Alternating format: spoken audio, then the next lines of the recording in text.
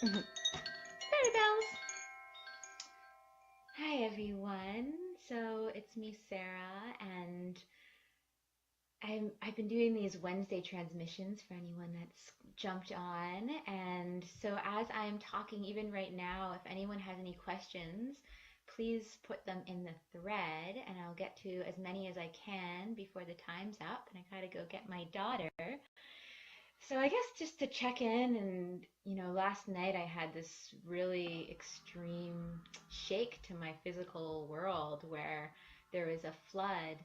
Um, my studio and my workspace had a huge flood in it around 9 o'clock at night, and it was, that's why I've actually created my work zone in my bedroom, but you can't tell that. So, for me, like now, I'm still kind of grounding with just the impacts of these things in our lives that, those moments that are totally unexpected that create a really big shift. And I'm feeling that as I kind of realize just how that's affecting and going to affect my life. And for the next little while, our roof got totally opened up and there's big holes in it. And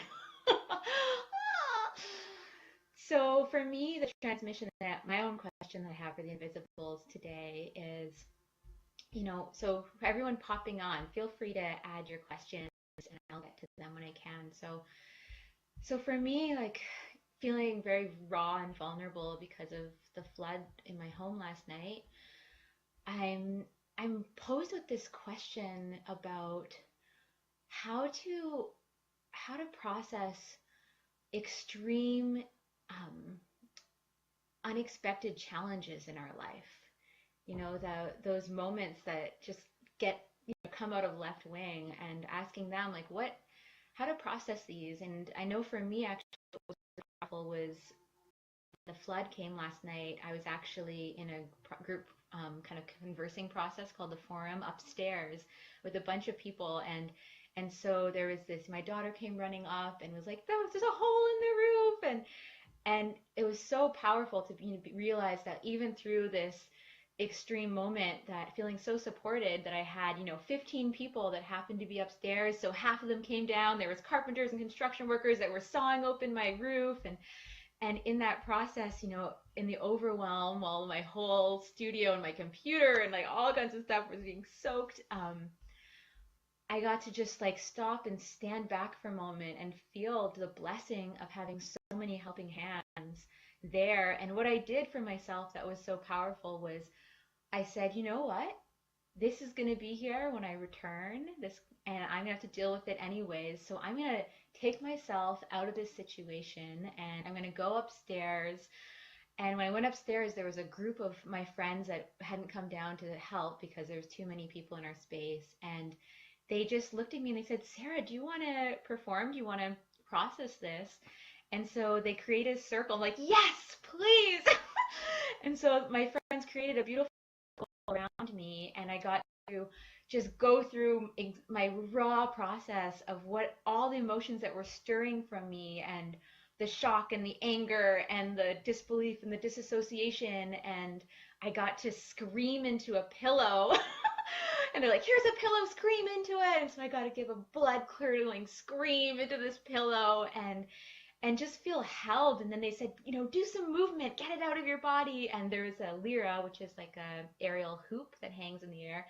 But like grabbed onto the lyra, did some flips, and was like hanging upside down, and feeling like this is what community can do for each other. Like after that, feeling great, and feeling not only did I get to come home to my house being pretty clean, but having to process that, and feeling like how can yeah, like how, so I guess like for my question for them is, not every person that's going through such extreme, an extreme confliction of their space or the reality, or, maybe bombs hitting or tsunamis, or these shifts that really come out and turn up our whole world, what's the insight that they have for people, if you're experiencing that? It could even be something as big as just like your relationship splitting, in a unexpected way, or death, or so. What are some tools that they have for that?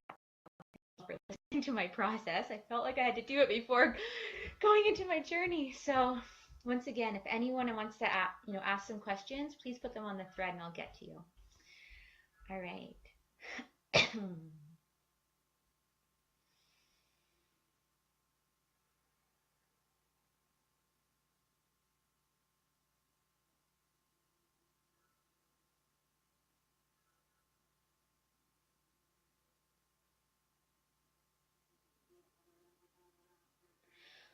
Anyone that understands that there is a rebellion happening on the planet at all moments can understand that that rebellion, that upsurge of energy, that shift of dynamics can happen in your life too. And these are also very much linked to what is happening within you many times.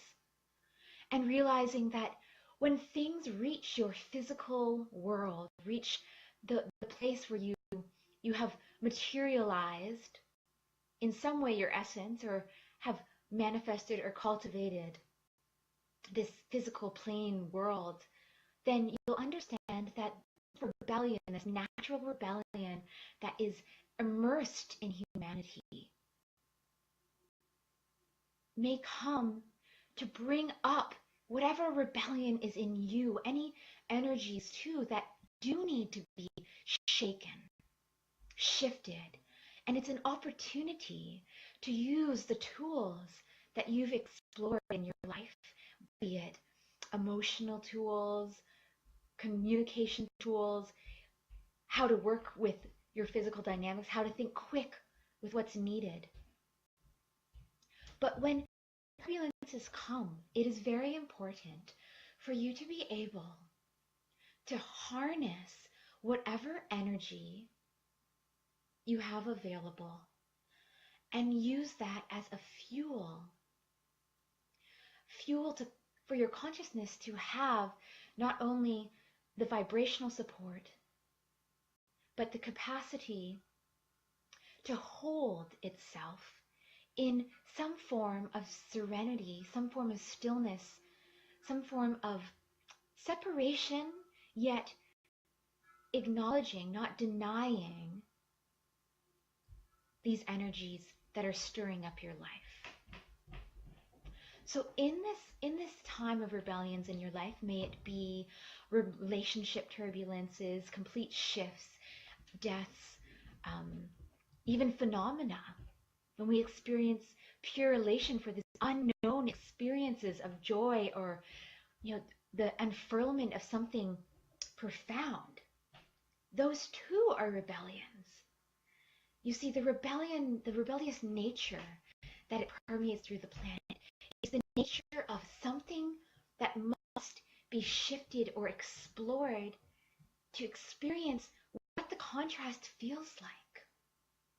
Because if we get too comfortable in our dynamics, in the situations, in the stories that we live out, in the structures that help us feel safe, then that comfortability can actually disconnect us from creating deeper change or deeper insights that require something big to stir us up, for us to reevaluate values in our life, to see if possibly the values have shifted, possibly what's important to us has shifted. And how we can find that out is when we are faced at the table, faced at the gates, where everything around us feels the vulnerability of being in this planet. Because there is a vulnerability. When we realize, just as the one being hunted, the predator, the one being hunted realizes the vulnerability of their life as a force of nature comes to challenge if their life is going to continue. So that's an extreme example, but sometimes it can feel like that when these big shifts occur in our life, and the challenge, can we continue? And we can continue in our life. What aspect of ourself can continue beyond the earthquake, beyond the relationship shift, beyond the death? What part of us is impenetrable? What part of us is capable of withstanding and understanding in these turbulences what aspects or shells or masks or fortification of ourself have we put on that actually, when faced with the great turbulence, the great earth-shaking rattle, the great rebellion of life presenting itself, can't withstand the pressure. Sometimes it's aspects of ourselves that we felt completely enmeshed with, entwined with, undeniably part of ourselves, and then these big shifts come in our life and show us just how delicate and how unsubstantial that shield or that aspect of ourself really is in the great scheme of life. So that's what we have to share.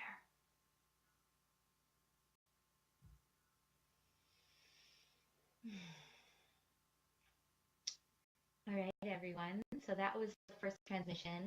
For anyone just jumping on, it's a great opportunity for you to write any questions you have for the invisibles. It can be connected to yourself, to humanity, to the planet, and we'll get to them. So let's see. We've got a question. The first question we have is Jane Jackson, which is, what do your guides have to tell me personally on dealing with change? Ooh, I feel like this is the theme today, is change and what to do when change comes in our lives. So let's see for you, Jane, and let's see if they have any more observations on change, because it is a time of change right now on the planet. So here we go.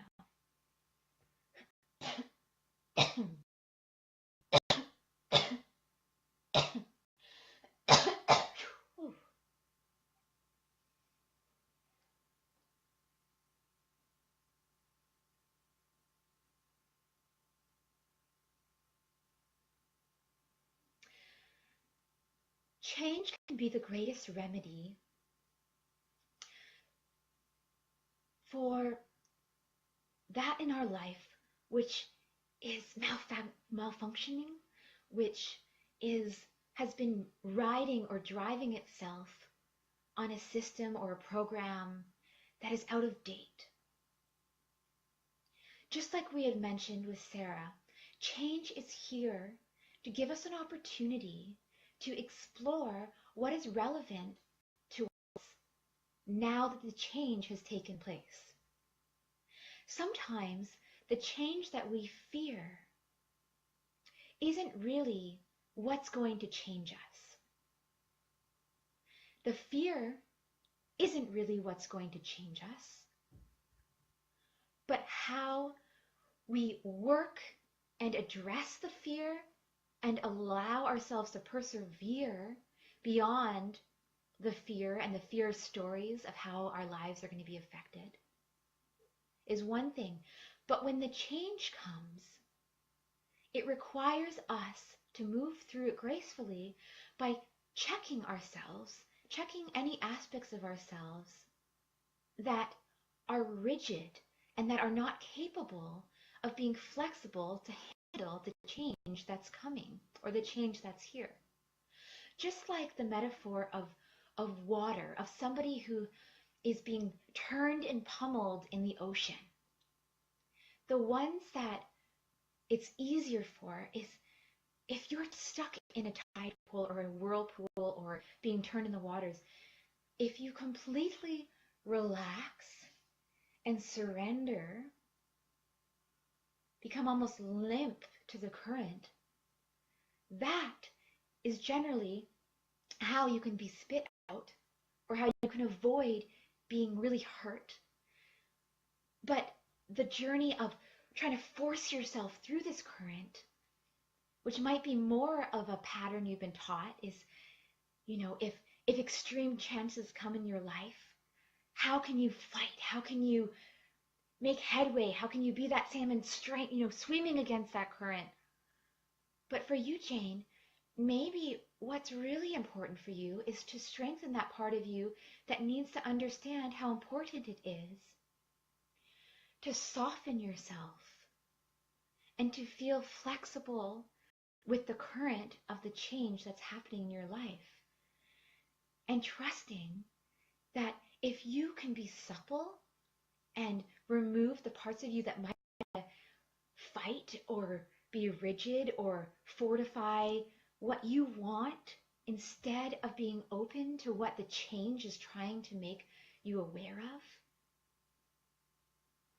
then that might be the way to move with it.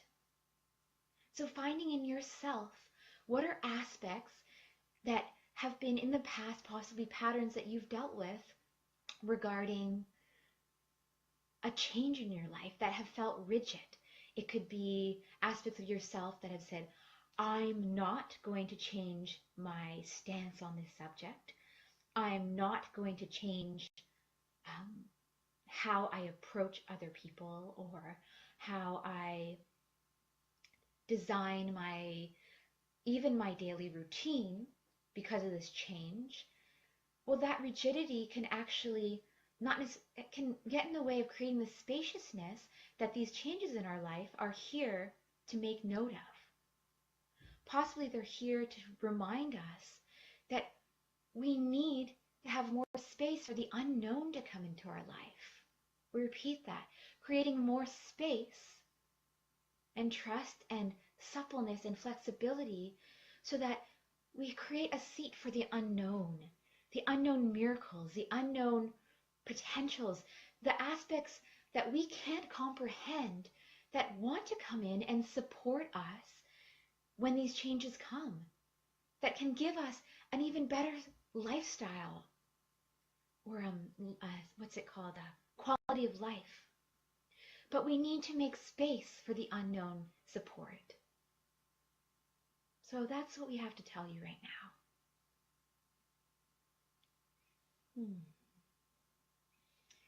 All right, everyone. So that was for you, Jane. Let's see, who's next? So the next question we have, so for anyone popping on, this is a great opportunity for you to ask questions. And if anyone's having issue with my reception, please tell me. But so let's see. So the next question we have is for Jane. So Jane Jackson, she's saying, I would like to know, I wonder if there's, before I get into that, I did just answer a question for Jane. So if there's anyone else that's here that would like a question answered, please type that in the comments.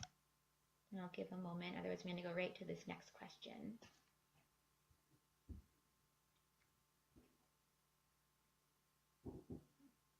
All right. So I'm going to get to Jane. So Jane's question is, what do the guides say about absorbing mean comments from adolescence? Okay. So let's just say, I'm going to shift that question more to what do the guides say about how to deal with maybe the other people's, mean comments. Oh, hi Hala, good job.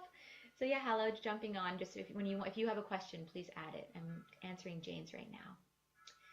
But hers is about absorbing mean comments from adolescence. Okay.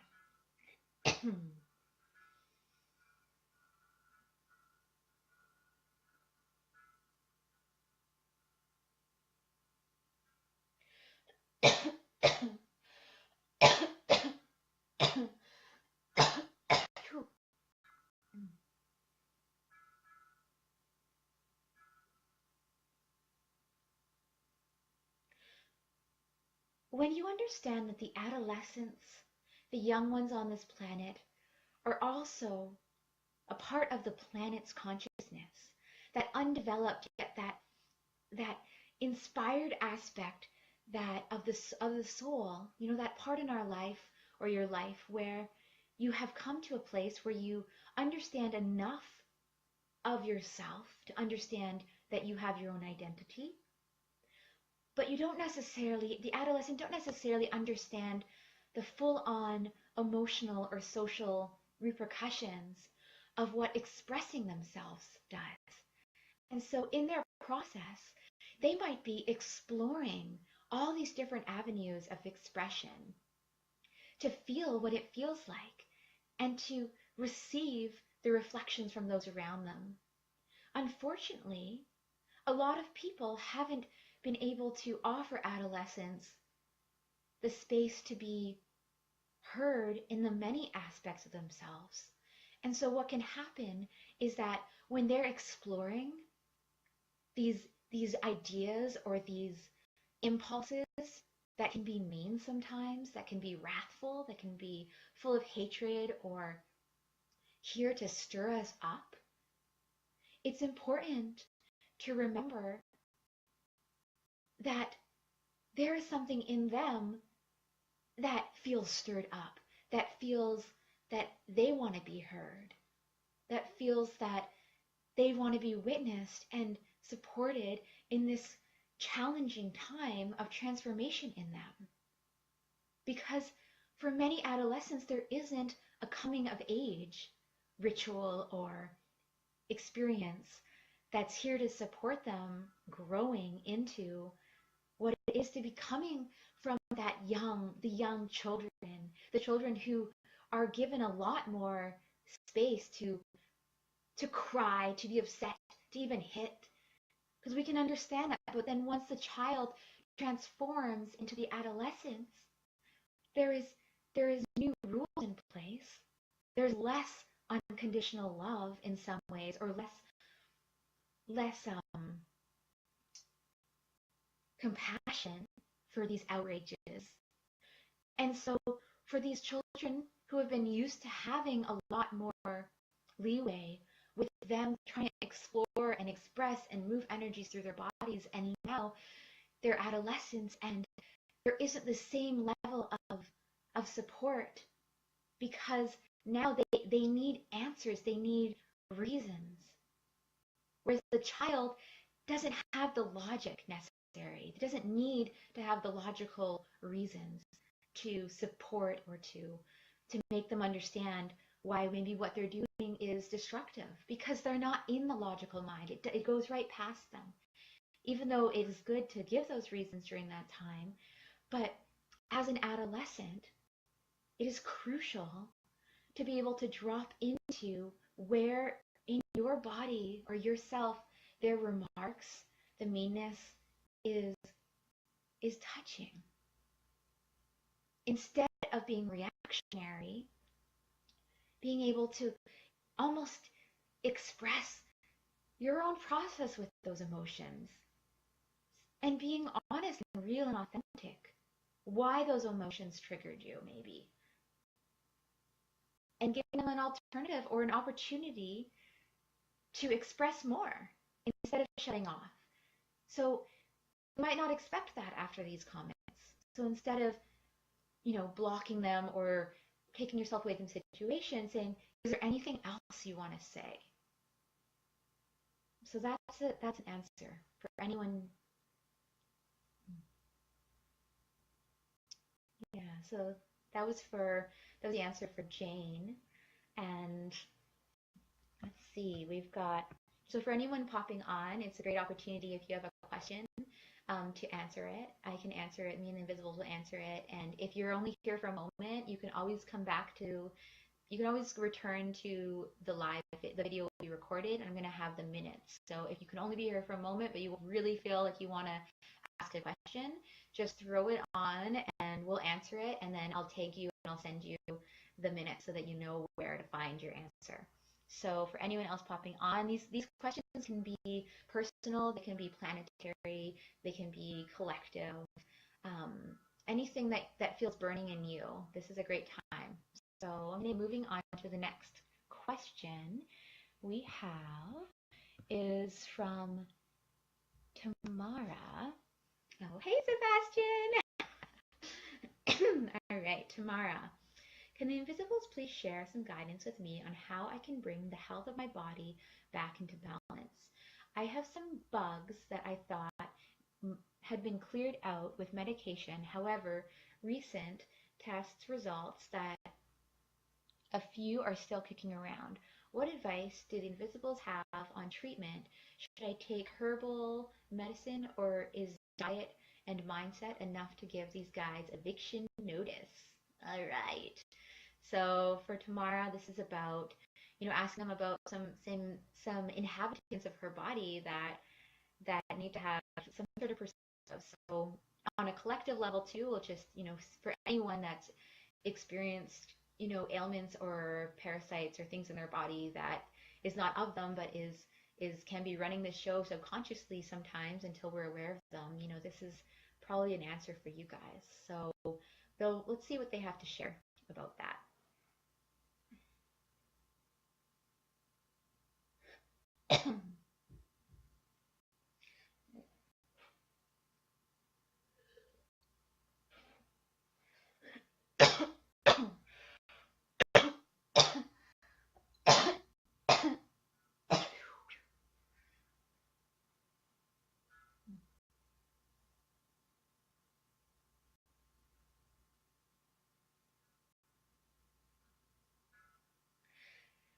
We understand that there are so many inhabitants and co-creators in what makes a human possible, to the most minute aspect, to the protons, the electrons, to the blood cells, to the bones, to even the consciousness that maneuvers and affects the biology's belief systems, affecting itself.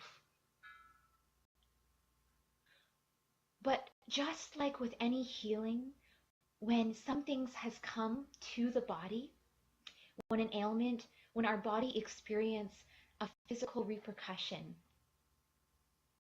it means that there's something that is in some way is coming out from the depths of ourselves that we're ready to move or process through.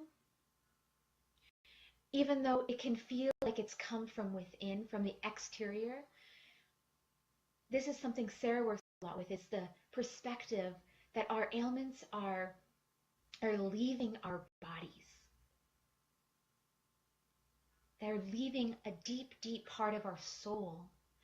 And when they reach the surface, they're being explored and experienced in such a raw, tangible way that we can really take the action needed to release them, hopefully.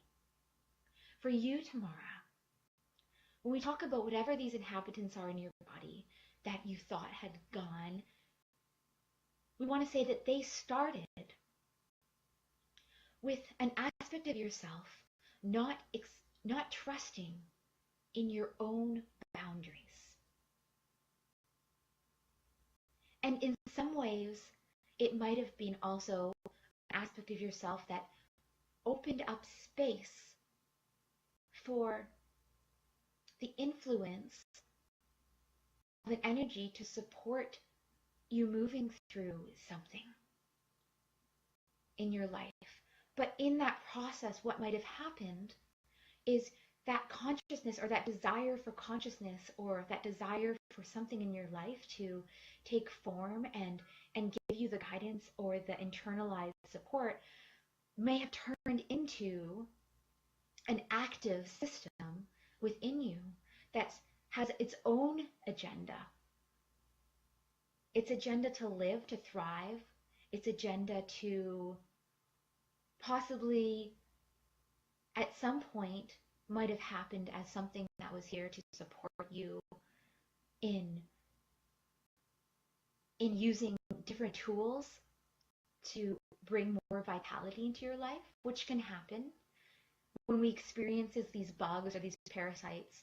It can take us into jump drive. It's time to take action and to really look at the parts of ourselves that have been stagnant, the parts of our bodies, possibly our organs, possibly our dietary lifestyle choices that have created ecosystems for stagnancy, build, and thus in that stagnancy, for some essence of life to take form, and that life can be the parasite, that life can be a deep-seated wound or emotional pain that's hiding in the stagnancy,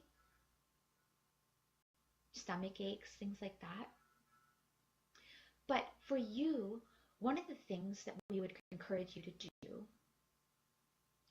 is to work with, oh, sorry, they just jumped out. So they want me just for you, Tamara. Sometimes this happens, is they jump out and they want to actually, if it's something really specific, so I'm just going to listen to what they have to say and kind of transcribe it with my words. Hi everyone, it's Sarah.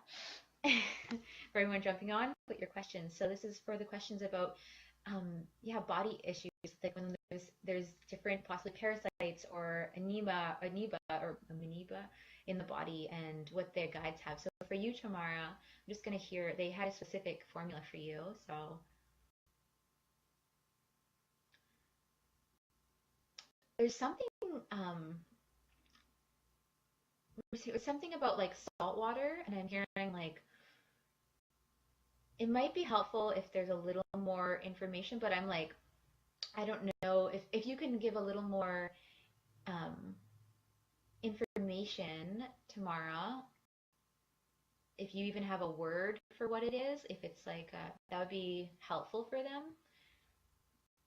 to determine where they're trying to support with your health. But there's something about salt water, about like some sort of poultice, enemas possibly, something to like clean out your colon, but not to the degree, making it gentle. So nothing super extreme, like they're not saying like doing a bunch of hydrotherapy, but getting your gut flora really healthy is going to be good. Um, avoiding, so even avoiding, like they're saying avoiding beets, possibly like because of the extra sugars. Nutmeg would be really good for you, possibly in high doses, but not too high. I think you can kind of get high off nutmeg.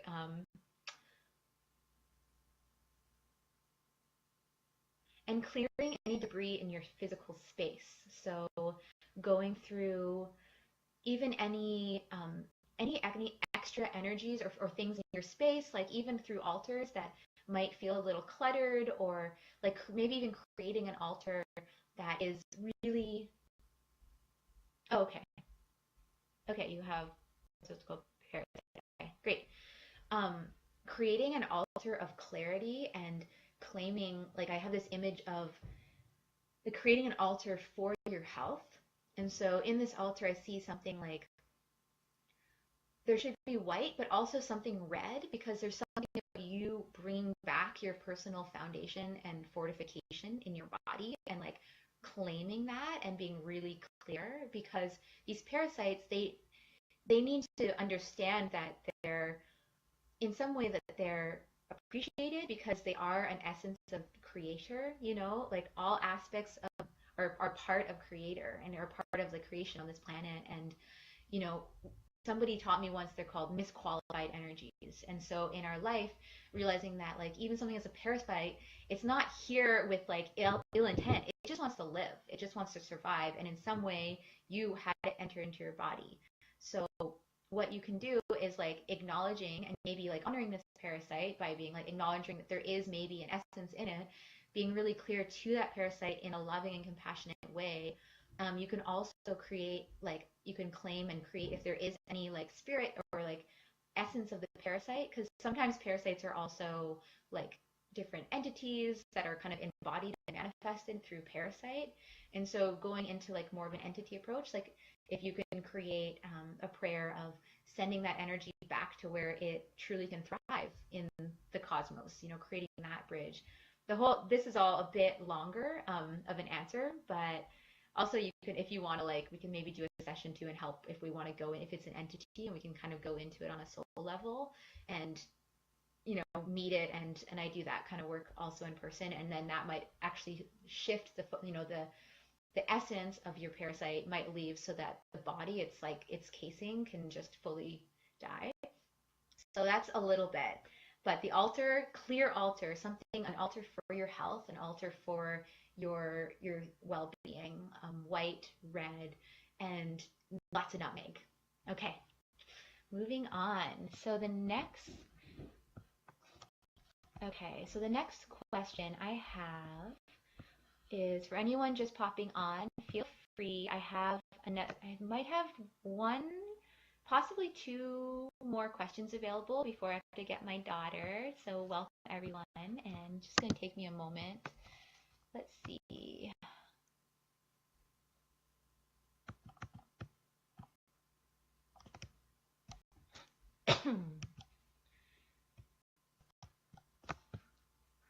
Ooh, all right. So Hala, hey sweetie, you are next, my dear. Oh, we inverted. Okay. So Hala, my dear, I believe you are the next question. Sorry, this is just, it's taking me a moment. There's so many comments. Okay, so Hala, my dear, the next question is, what is a truly aligned life with our destiny, and does it exist? Is there an individual divine destiny we can sabotage ourselves from achieving? For example, if we choose to stay and experience relations that are simply good, will it prevent us from experiencing or calling forth what may be better suited for us? How do we trust that what is before us is part of the path towards our ideal envisioned life experience? That's a huge one. I'm sure if anyone's experienced that, throw some hearts across, realizing that point where we might have a lot of things together in our lives and it might feel good, but is it that exceptional or that fully inspired existence that maybe hopefully we've all experienced or are completely living? So the question of, what is truly aligned life? What is a truly aligned life with our destiny, and does it exist? Okay, so let's see what they have to say about that. Yeah, I think you've all experienced that. This is good, but can it get better? Am I stopping it from getting better? All right, here we go, Hala.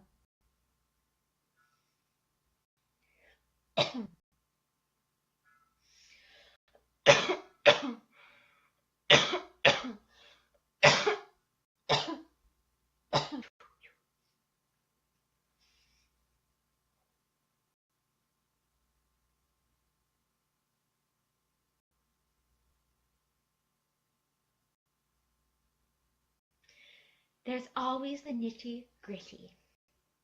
There's always the tiny little details in your life, in your surroundings, that can be overlooked or can be, what they call it, picked out with a fine-tipped comb. And it's important in your life to create space for both, to create space for appreciation of the lifestyle that you have, of the choices that you've been making, maybe the grace of them and the ease of them. And it's also important to create space in your life, even if you don't think you need it, to reevaluate details of your life. That's where meditation can come in, very helpful. Creating time to just sit down and allow the mind to comb through your life, to comb through thoughts, or to comb through perspectives that need maybe a second look, or that have slipped by you. And so in life, it's important to realize that you are constantly balancing with death. And somewhere in the middle too. Balancing whether it is desiring something wanting to die, desiring the end of a cycle, the end of torment, wanting the death, or avoiding the death, avoiding the end, avoiding the complete change and transformation, as is the theme of this episode. But there is always this balance in our lives. And to live in the blueprint, the divine blueprint that our soul's been given,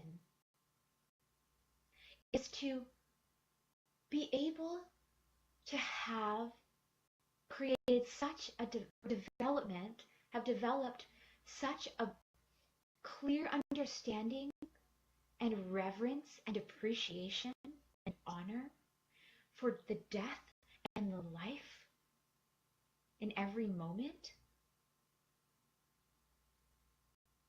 that you can appreciate the importance of moving towards the end of a cycle, just as you can appreciate the importance of initiating new cycles in your life.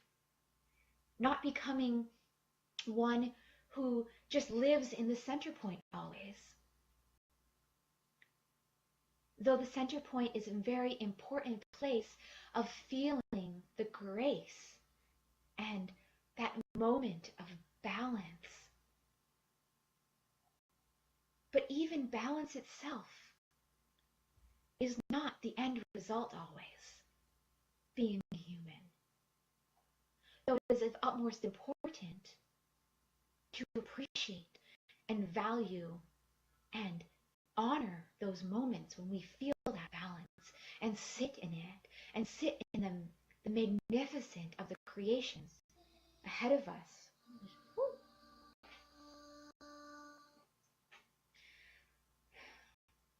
And so for you, Hala, and for everyone listening,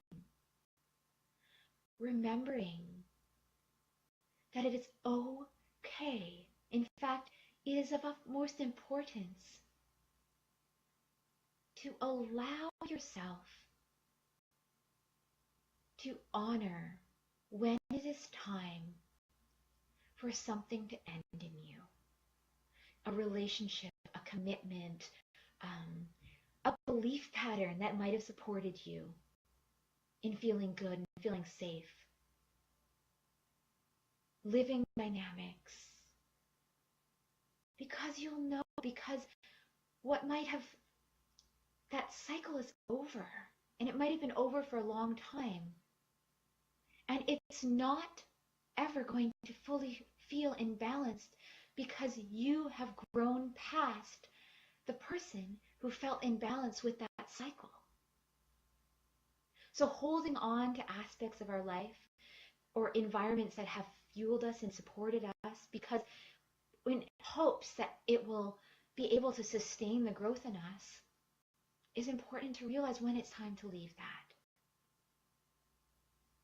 And take that daring leap of trust into creating or following that gut instinct by creating space for it. Turning that gut instinct, that part of you that's felt, I think there's something more. There is something more. Am I selfish to want something more? Am I foolish to leave everything I have built in hopes that the something more will be as nourishing? But skimming down, and if you are living in divine alignment with your path, you are following those feelings and that gut sensation and creating space for life to unfurl the beauty of what that sensation wants to become in your life. Or what the chaos of that sensation wants to become. Because in the chaos, in the turbulence of change and shift in our life, that might be what's needed for the next level of epic, of beauty, of profound exploration of the divine in you. So space for the death, space for the life. Try not to prioritize either one of them too much. or you may get stuck in the stagnation or the out of balance weight of that. Thank you.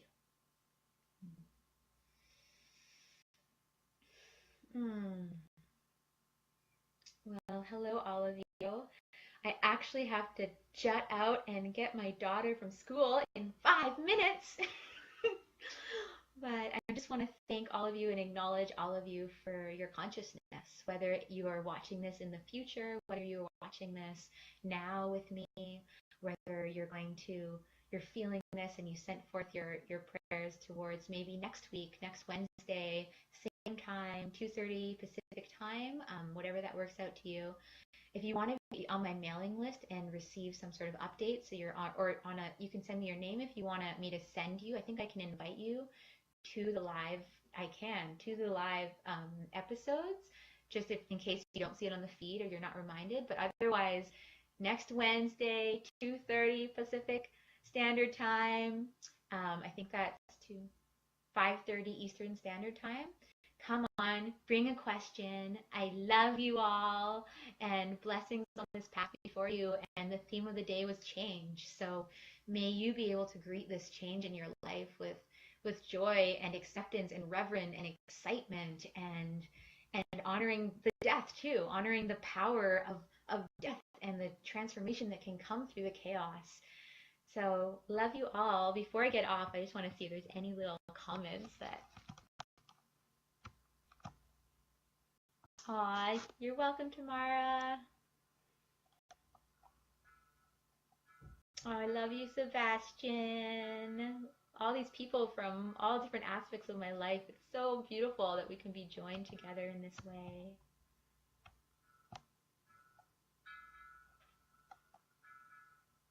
Elisa, I can respond to you later with your why are you doing this, just because most of it, my eyes are closed.